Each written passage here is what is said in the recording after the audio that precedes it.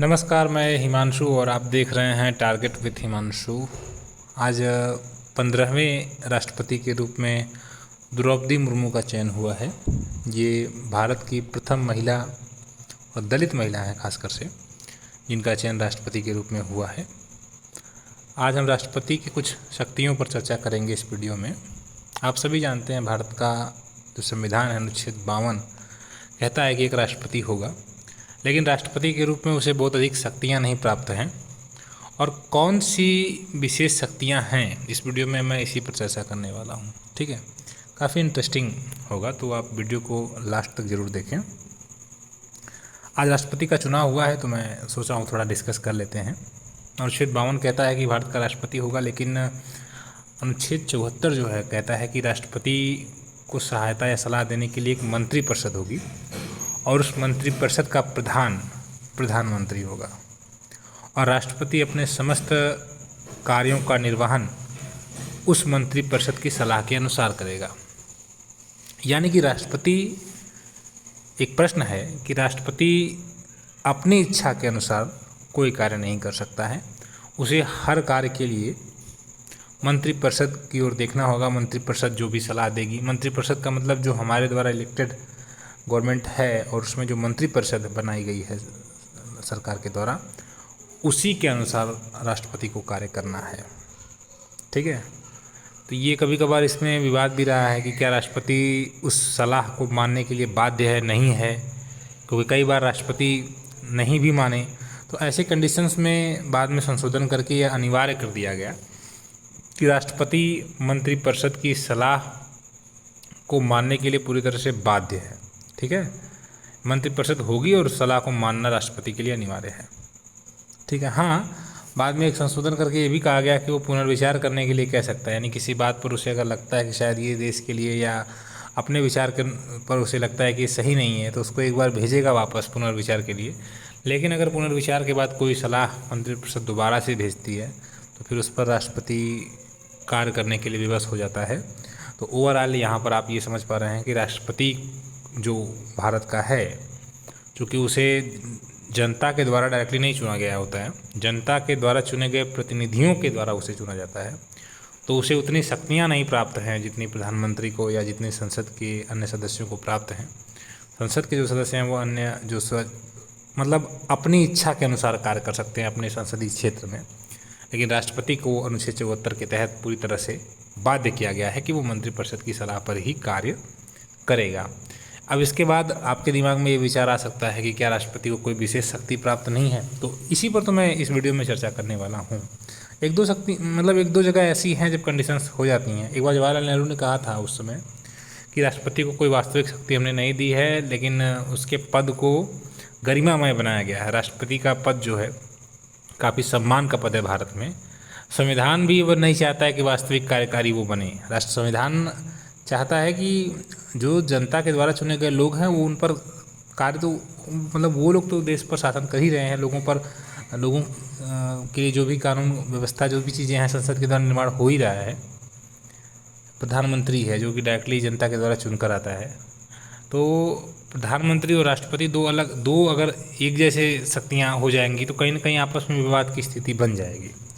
इसी से बचने के लिए भी राष्ट्रपति का एक अलग तरीके का नियम बनाया गया। मतलब ये नहीं कि उसको डायरेक्टली जनता के द्वारा अपॉइंटमेंट नहीं मिल रहा है। जब ये संविधान बन रहा था आपका, तो भी इस समय उस समय ये बहस हुई कि क्या राष्ट्रपति का भी चुनाव डायरेक्टली करवा दिया जाए। तो फिर ऐसे में तो एक विवाद ये भी हो जाता कि राष्ट्रपति भी अपने आप को फिर सुप्रीम समझने लगता, ये कहकर कि भाई मैं भी तो उसी पब्लिक के द्वारा चुन कर आया हूँ, है ना। तो इससे बचने के लिए इन्होंने थोड़ा सा परिवर्तन किया, और यहाँ राष्ट्रपति को सिर्फ नाम मात्र की शक्ति या नाम मात्र का प्रधान बनाया है ना।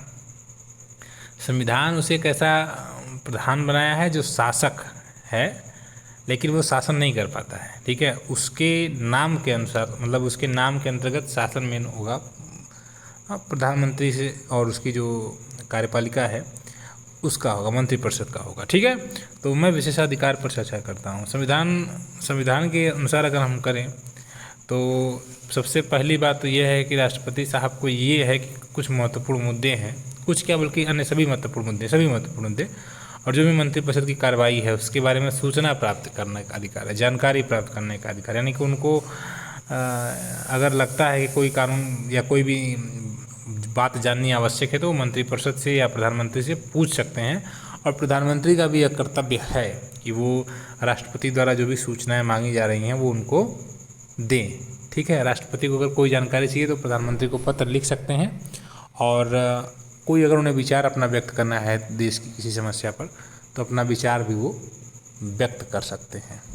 ठीक है, तो ये एक यहाँ पर एक मुझे लगता है कि राष्ट्रपति को एक थोड़ी सी शक्ति यहाँ पर दी गई है। शक्ति क्या है, मतलब एक विचार रखने की बात की गई है, ये तो भारत के हर नागरिक को ही है। ठीक है ना। दूसरी अगर शक्ति की मैं बात करूँ तो कभी कभार मंत्रिपरिषद की सलाह को लौटाने वाली बात है, जो मैंने अभी आपको कुछ देर पहले बताया था। और अगर वो दोबारा सलाह उनके पास आती है तो उसको वो नहीं लौटा सकते हैं। ठीक है, हाँ, फर्स्ट टाइम अगर कोई मंत्रिपरिषद की सलाह उनके पास आती है और उससे उन्हें लगता है कि शायद देश का हित हो या ये निर्णय सही नहीं है तो पुनर्विचार के लिए कर सकते हैं। यहाँ पर राष्ट्रपति अपने विवेक का प्रयोग करते हैं, और राष्ट्रपति को ऐसा लगे कि सलाह में कोई गलती है या कोई कमी है तो ये मंत्रिपरिषद को वापस भेजेंगे कि अब पुनर्विचार करिए। और अब अगर मंत्रिपरिषद पुनर्विचार के बाद उससे वही सलाह दोबारा दे देती है तो राष्ट्रपति को उसे मानने के लिए बाध्य होना होगा। ठीक है ना। तो ये एक चीज़ है दूसरी जो मुझे लगता है कि राष्ट्रपति को, अगर आपको भी कुछ और इन्फॉर्मेशन है तो आप ज़रूर मुझे बताइएगा। मैं अपने दिमाग से सोच के जो मैं जितना मैंने पढ़ा उसके हिसाब से आपसे शेयर कर पा रहा हूँ। राष्ट्रपति के पास एक और शक्ति है, वीटो की शक्ति जो होती है, जिसको आप कह सकते हैं कि जो संसद के द्वारा जो विधेयक पारित किए जाते हैं। हाँ, धन विधेयक को वो नहीं रोक पाएंगे। धन विधेयक क्या है उस पर हम अलग वीडियो में चर्चा करेंगे। अभी मैं राष्ट्रपति की 2-3 शक्तियाँ जो मुझे याद आ रही हैं वो आपसे शेयर कर रहा हूँ कि ये राष्ट्रपति के पास जो वीटो की जो शक्ति होती है, जो संसद द्वारा कोई पारित विधेयक है उसको स्वीकृति देने की शक्ति होती है। उसमें वो चाहे तो विलम्ब कर सकता है, लेट कर सकता है, मतलब स्वीकृति देने से मना भी कर सकता है। अगर संसद द्वारा पारित कोई विधेयक है, ठीक है, तो आप सभी जानते हैं वो कानून बनने से पहले राष्ट्रपति की स्वीकृति के लिए भेजा जाएगा। अगर राष्ट्रपति उस पर अपनी अनुमति नहीं देते हैं तो वो तब तक नहीं पारित होगा जब तक कि राष्ट्रपति उस पर अनुमति अपनी न दे। मतलब कि पूरी तरह से वो उन पर डिपेंड करता है। वो चाहे तो उसको संसद को लौटा सकते हैं, उस पर पुनर्विचार के लिए कह सकते हैं। ठीक है, ये भी शक्ति सीमित है कि अगर संसद उसी विधेयक को दोबारा पारित कर दे तो राष्ट्रपति के पास भेजे तो राष्ट्रपति को उस पर स्वीकृति देनी पड़ेगी। लेकिन इसमें यहाँ पर थोड़ा सा राष्ट्रपति को एक एक्स्ट्रा एडवांटेज मिल जाता है कि यहाँ पर संविधान में कोई टाइम पीरियड नहीं डिसाइड किया गया कि इतने दिन के अंदर ही इनको देना है। यानी राष्ट्रपति चाहें तो उसको अब दोबारा जब पुनर्विचार के लिए भेजा जाएगा तो हो सकता है कि उस पर कोई अपनी अनुमति न दे, उसको बस रखे रहें अपने पास। ठीक है, इसको पॉकेट वीटो कहा जाता है ना। तो अपने वीटो को प्रभावी ढंग से मतलब वो प्रयोग करने का मतलब एक तरीका उनका अपना हो सकता है कि उनको लगे कि चलो इसको रोक लेते हैं, आगे कार्रवाई ही न करें। ठीक है, तो मतलब कोई भी संसद द्वारा जो बिल पारित किया उस पर अनुमति देने में देरी कर सकते हैं। 4 महीना, 6 महीना, साल भर लगा दें, 2 साल लगा दें, कभी कभी सरकार बदल जाए, तो ये तमाम प्रकार की चीज़ें होती हैं।